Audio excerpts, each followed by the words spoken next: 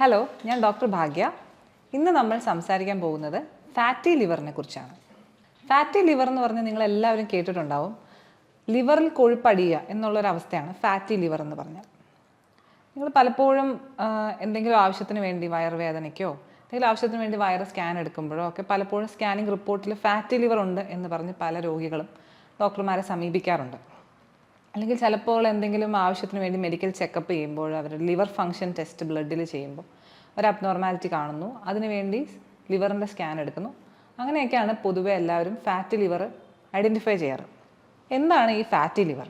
പേര് കേൾക്കുമ്പോൾ തന്നെ നമുക്ക് മനസ്സിലാവും. ഫാറ്റ് ലിവറിൽ അടിയുക, അക്യുമുലേറ്റ് ചെയ്യുക. ഫാറ്റ് ലിവറിൻ്റെ കോശങ്ങളിലേക്ക് അടിയുന്നതിനെയാണ് ഫാറ്റി ലിവർ എന്ന് പറയുന്നത്. അപ്പോൾ എന്തുകൊണ്ടാണ് ഇത് ഇത്ര ഒരു ആരോഗ്യ പ്രശ്നമായിട്ട് വരുന്നത്? കൊഴുപ്പ് സാധാരണയായിട്ട് നമ്മുടെ ശരീരത്തിൽ പല സ്ഥലങ്ങളിലും അടിയാറുണ്ട്. നമ്മുടെ സ്കിന്നിൻ്റെ താഴെ അടിയാറുണ്ട്. നമുക്ക് അമിത വണ്ണം ഉണ്ടാകുന്നതിൻ്റെ ഒരു മേജർ കാരണം എന്ന് പറഞ്ഞാൽ കൊഴുപ്പ് അടിയുക എന്നുള്ളതാണ്. ഈ പുറമേ അടിയുന്ന കൊഴുപ്പിനേക്കാളും അപകടകാരിയായ ഒരു കാര്യമാണ് നമ്മുടെ വിസറൽ ഓർഗൻസ്, അതായത് നമ്മുടെ ആന്തരിക അവയവങ്ങളിൽ കൊഴുപ്പടിയുന്നത്. അതിൽ പ്രധാനമായിട്ടും അടിയുന്ന ഒരു സ്ഥലമാണ് ലിവർ എന്ന് പറയുന്നത്. ലിവർ നമ്മുടെ ശരീരത്തിൻ്റെ ടോക്സിൻസ് ഒക്കെ റിമൂവ് ചെയ്യുന്നത്, അതായത് ആവശ്യമില്ലാത്ത വേസ്റ്റുകളെല്ലാം റിമൂവ് ചെയ്യുന്നത്, ശരീരത്തെ ശുദ്ധീകരിക്കുന്നതുമായിട്ടുള്ള ഒരു വളരെ പ്രധാനപ്പെട്ട ഒരു അവയവമാണ്. ലിവറിൻ്റെ ഒരു പ്രത്യേകത എന്ന് പറയുന്നത് അതിനൊരു റീജനറേറ്റീവ് കപ്പാസിറ്റി ഉണ്ട്. അതായത് ലിവറിൻ്റെ കോശങ്ങൾ നശിച്ചു പോയാലും അതിന് വീണ്ടും പുനരുജ്ജീവിച്ച് വരാൻ പറ്റുന്ന ഒരു റീജനറേറ്റീവ് കപ്പാസിറ്റി ഉള്ള ഒരു അവയവമാണ്. അതുകൊണ്ട് തന്നെ ലിവറിന് ഒരു ഒരു ഒരു ഒരു പരിധി വരെയൊക്കെ ഡാമേജ് ഉണ്ടായാലും അത് തിരിച്ച് പഴയതുപോലെ തിരിച്ചു വരും. പക്ഷേ ഒരു പരിധി കൂടുതൽ അതിന് കേടുപാട് സംഭവിച്ചു കഴിഞ്ഞാൽ നമുക്കത് തിരിച്ചു കൊണ്ടുവരാൻ പറ്റില്ല. പിന്നെ അവർക്ക് അങ്ങനെയുള്ള രോഗികൾക്ക് വളരെ സങ്കീർണമായ അവസ്ഥയായ സിറോസിസ് എന്ന് പറയുന്ന അല്ലെങ്കിൽ എൻ സ്റ്റേജ് ആയിട്ടുള്ള ഒരു ലിവർ ഡിസീസിലേക്ക് പോകാനൊക്കെ സാധ്യതയുണ്ട്. അപ്പോൾ ഫാറ്റി ലിവർ ഉണ്ടാകുമ്പോൾ ലിവറിൻ്റെ കോശങ്ങളിൽ കൊഴുപ്പടിഞ്ഞു കഴിയുമ്പോൾ ആദ്യത്തെ കുറച്ച് നാളൊക്കെ ലിവറിൻ്റെ കോശങ്ങൾ അങ്ങനെ റീജനറേറ്റ് ചെയ്യുകയും പിടിച്ചു നിൽക്കുകയൊക്കെ ചെയ്യും.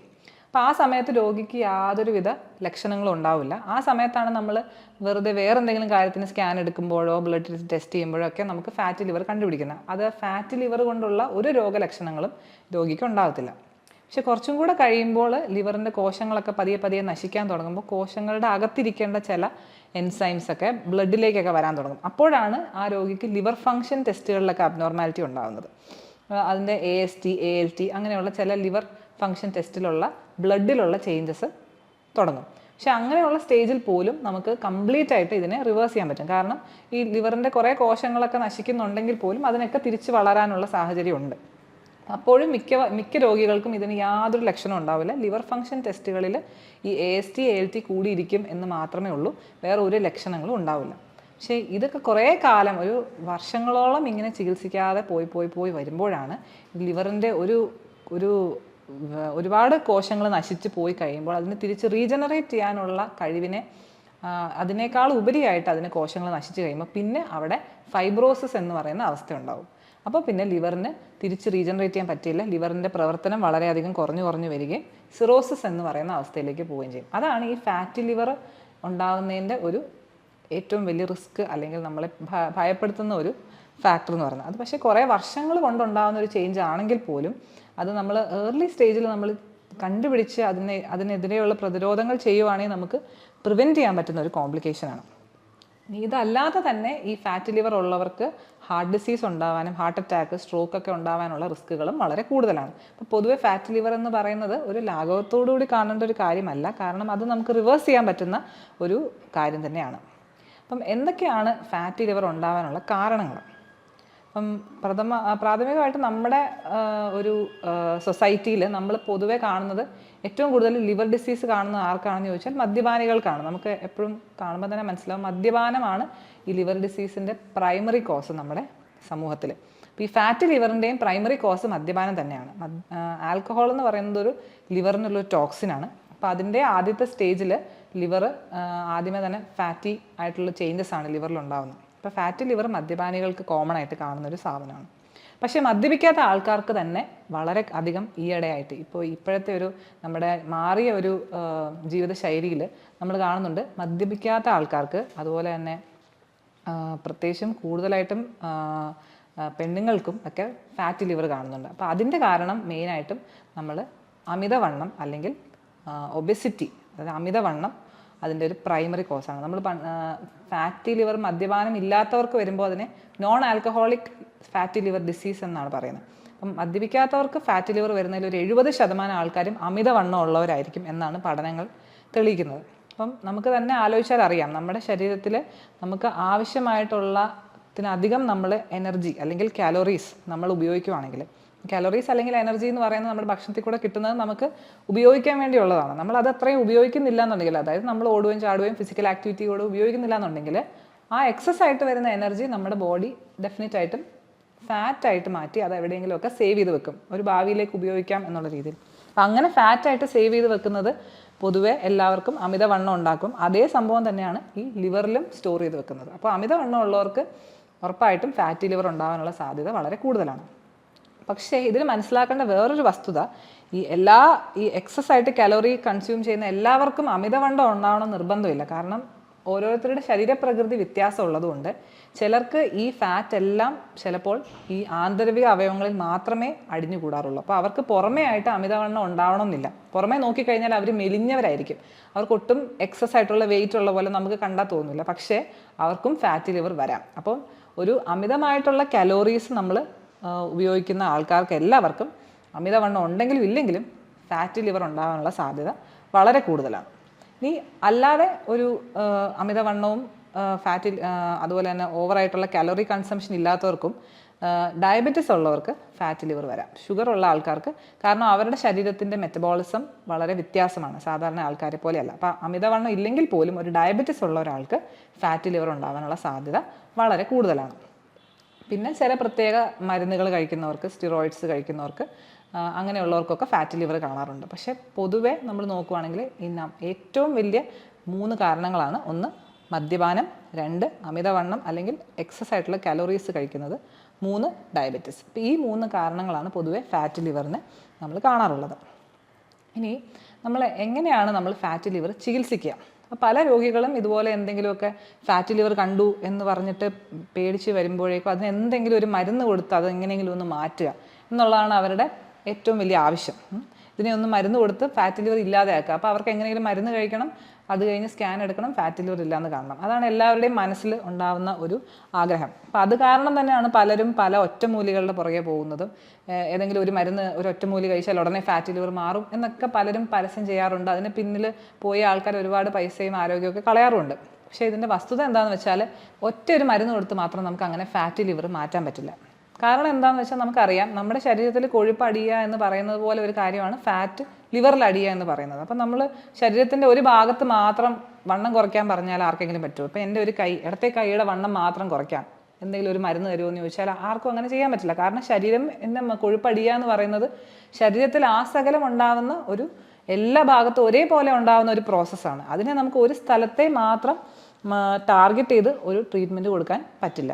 അപ്പോൾ ഫാറ്റി ലിവറിൻ്റെ ചികിത്സ എന്ന് പറഞ്ഞാൽ അത് മൊത്തത്തിൽ നമ്മുടെ ശരീരത്തിലെ കൊഴുപ്പ് അടിയുന്ന ആ ഒരു പ്രവണതയെ ഇല്ലാതാക്കാൻ എന്നുള്ള ഒരു ചികിത്സ മാത്രമേ അതിനുള്ളൂ. അപ്പോൾ അതിന് നമ്പർ 1 ആയിട്ട് ചെയ്യുക എന്നുള്ളത് എന്താണ്? നമ്മുടെ ആവശ്യത്തിനേക്കാളും കൂടുതലായിട്ട് നമ്മൾ ഉപയോഗിക്കുന്ന കലോറീസ് നമ്മൾ ലിമിറ്റ് ചെയ്യുക. എന്നാലേ നമ്മുടെ ബോഡിയിൽ ഫാറ്റ് ഉണ്ടാവാതിരിക്കുകയുള്ളൂ. ആവശ്യമില്ലാത്ത കലോറീസ് കൺസ്യൂം ചെയ്യുന്ന അല്ലെങ്കിൽ ഭക്ഷണത്തിൽ കൂടെ നമ്മൾ അനാവശ്യമായിട്ട് നമ്മൾ എക്സസ് ആയിട്ട് എനർജി കൺസ്യൂം ചെയ്യുന്നതാണ് ഫാറ്റ് അടിയാനുള്ള മെയിൻ കാരണം. അപ്പോൾ അത് കാലോറി ലിമിറ്റ് ചെയ്താൽ മാത്രമേ നമുക്ക് ഈ പറഞ്ഞ ഫാറ്റ് അക്യുമുലേറ്റ് ചെയ്യുന്നത് അല്ലെങ്കിൽ ഫാറ്റ് അടിയുന്നത് പ്രിവെൻറ്റ് ചെയ്യാൻ പറ്റുള്ളൂ. അപ്പോൾ ഫാറ്റി ലിവറിൻ്റെ നമ്പർ 1 ചികിത്സ എന്ന് പറയുന്നത് നമ്മളുടെ ശരീരത്തിൻ്റെ ഈ ഫാറ്റ് കുറയ്ക്കുക എന്നുള്ളതിൻ്റെ നമ്പർ 1 ചികിത്സ എന്ന് പറയുന്നത് നമ്മുടെ ഡയറ്റും നമ്മുടെ ഫിസിക്കൽ ആക്ടിവിറ്റിയും, അതായത് നമ്മുടെ ജീവിതശൈലി കറക്റ്റ് ആക്കുക എന്നുള്ളതാണ്. എങ്ങനെയാണ് ജീവിതശൈലി കറക്റ്റ് ആക്കുന്നത്? ഒന്ന് നമ്മൾ പറഞ്ഞു ഡയറ്റ്. അപ്പോൾ ഡയറ്റിൻ്റെ അകത്ത് നമ്മൾ അഡീഷണൽ ആയിട്ട് എക്സസ് ആയിട്ട് കാലോറീസ് എടുക്കാതിരിക്കുക എന്നുള്ളതാണ്. അപ്പോൾ നമുക്ക് എങ്ങനെയാണ് ഈ കാലോറീസ് എടുക്കാതിരിക്കാൻ, നമുക്ക് അതിനുവേണ്ടി ഡയറ്റീഷ്യനെ കാണണോ, ഡോക്ടറെ കാണണോ, അങ്ങനെയൊക്കെയുള്ള സംശയങ്ങളുണ്ടാവും എല്ലാവർക്കും. അപ്പോൾ പ്രാക്ടിക്കലായിട്ട് ചെയ്യാൻ പറ്റുന്നതിന് നമുക്കൊരു ഡയറ്റീഷ്യൻ്റെയോ ഡോക്ടറുടെയോ ഒന്നും സഹായം ഇല്ലാതെ തന്നെ നമുക്ക് നമ്മുടെ കാലോറി ട്രാക്ക് ചെയ്യാൻ പറ്റും. അതിന് നമുക്ക് ഒരുപാട് ആപ്ലിക്കേഷൻസ് ഒക്കെ ഇപ്പോൾ അവൈലബിൾ ആണ്.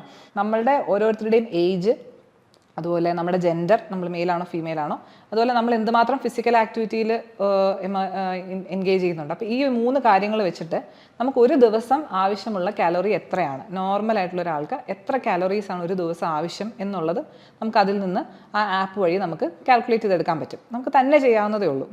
അപ്പോൾ അങ്ങനെ ഒരു ദിവസം ഇത്രയും കാലോറീസ് ആണെന്ന് അറിഞ്ഞു കഴിഞ്ഞാൽ അതാണ് നമ്മുടെ ടാർഗറ്റ്. അപ്പം നമ്മളിപ്പം കഴിച്ചുകൊണ്ടിരിക്കുന്നത് എന്തുമാത്രം കാലറിയാണ് നമ്മൾ ആദ്യം ട്രാക്ക് ചെയ്യണം. അപ്പോൾ അതിനകത്ത് നമുക്ക് ആപ്ലിക്കേഷൻ്റെ അകത്ത് നമ്മുടെ കേരളത്തിൽ നമ്മൾ കഴിച്ചുകൊണ്ടിരിക്കുന്ന ഓരോ ഭക്ഷണങ്ങളും നമുക്ക് അതിൽ എൻ്റർ ചെയ്യാൻ പറ്റും. അപ്പോൾ നമ്മൾ രാവിലെ എഴുന്നേറ്റിട്ട് 2 ഇഡ്ഡലി കഴിച്ചു, ഒരു ചായ കുടിച്ചു, അപ്പോൾ അത് 1 കപ്പ് ചായ കുടിച്ചു, 2 ഇഡ്ഡലി കഴിച്ചു, ഒരു ബൗൾ ചമ്മന്തി കഴിച്ചു.